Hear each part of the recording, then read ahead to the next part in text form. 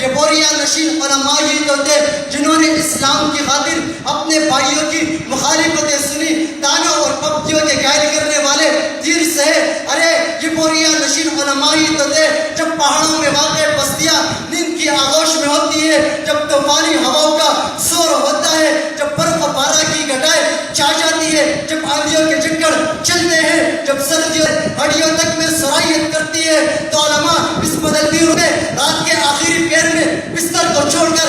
اپنے رب کے سامنے نالہ و شیون کرتے ہیں، لوگوں کو نماز کی طرف بلاتے ہیں، فلاح کے راستے کی طرف آنے کی منادی کرتے ہیں۔ چنانچہ رب کی رحمت کو جوش آتا ہے، وہ عذاب جو امت کے گناہوں کی سبب لکھ دیا گیا ہوتا ہے وہ بادلوں کی طرح چڑھ جایا کرتا ہے۔ سامعین محترم، ان بوریا نشی علماء نے امت کو کیا کچھ نہ دیا؟ کون سا ایسا احسان ہے جو انہوں نے امت پر نہیں کیا؟ کون سا ایسا چراغ ہے جو انہوں نے امت کے لیے نہیں جلایا؟ ذرا غور کرنا،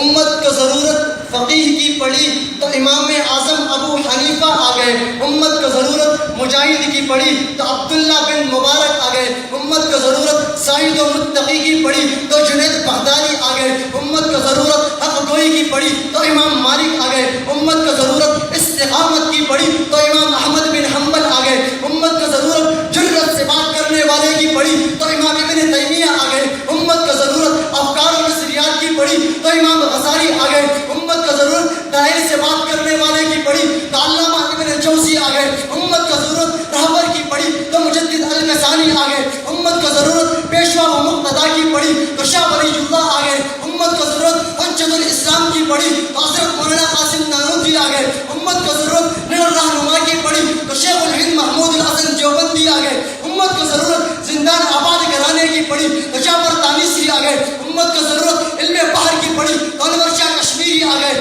امت کو ضرورت شیخ الحدیث کی پڑی تو شیخ العرب والعجم حضرت مولانا حسین احمد مدنی آ گئے، امت کو ضرورت نظر مجاہد کی پڑی تو شبیر احمد عثمانی آ گئے، امت کو ضرورت ادیب کی پڑی تو ابوالکلام آزاد آ گئے، امت کو ضرورت شیخ التفسیر کی پڑی تو احمد لاہوری آ گئے، امت کو ضرورت دعوت و تبلیغ کی پڑی تو مولانا الیاس آ گئے، امت کو ضرورت مدارس کی پڑی تو یوسف پنوری آ گئے، امت کو ضرورت فقیہ و مربی کی پڑی تو مفتی محمد شفیع عثمانی آ گئے، امت کو ضرورت دفاع صحابہ کی پڑی تو نواز جنگی شہید آ گئے۔ علماء کی اس شان و عزت کو جب شاعر دیکھتا ہے تو تڑپ کر پکار اٹھتا ہے، تخت اور تاج میں سے ایک چنا کرتے ہیں، تخت اور تاج میں سے ایک چنا کرتے ہیں، ہتھکڑی ہو کے سولی جھوم لیا کرتے ہیں، یہ علماء عجب شان سے دنیا میں جیا کرتے ہیں، یہ علماء عجب شان سے دنیا میں جیا کرتے ہیں، کبھی ممبر کبھی مسجد کبھی زینت زندہ بنا کرتے ہیں۔ وآخر دعوانا ان الحمدللہ رب العالمین۔ ماشاءاللہ یہ تھے ہمارے